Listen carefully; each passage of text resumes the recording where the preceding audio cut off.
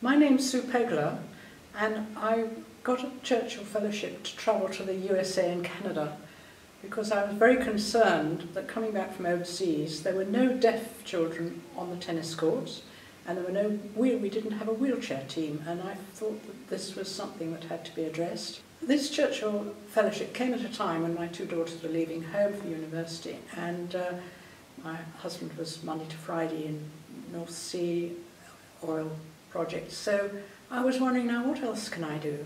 I had a tennis coaching school in mid-Sussex, and it was freelance. I went from school to school, and a few, individual tennis players wanting me to teach them.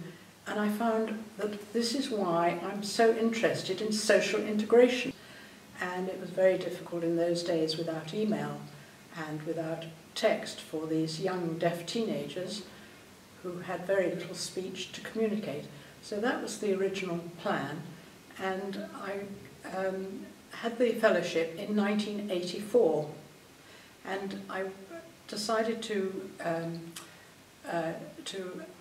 go to the USA, to the tennis conference in September, because at the tennis conference over there they have before breakfast meetings for special needs, and if you wanted to send your youngsters to university, and there were 28 nationalities from all over the world there. So that was a good start, and I met many people who completely changed where I was to go in America according to what they knew about deaf and wheelchair players. After this, I went to North Carolina, and I realised that within a week or two I'd be running out of money because these motels were very expensive, or hotels expensive.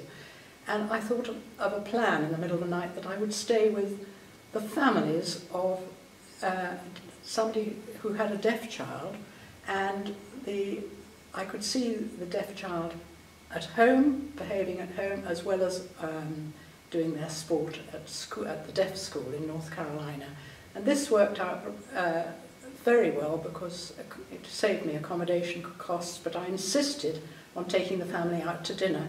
And they, being American, they said, no, you can't do that because you're our guest. I said, no, I'm not taking you out to dinner. So Winston Churchill is taking you out to dinner. And I gave them a crown that I had been given in London, and that's how I worked my way around America for 8 weeks.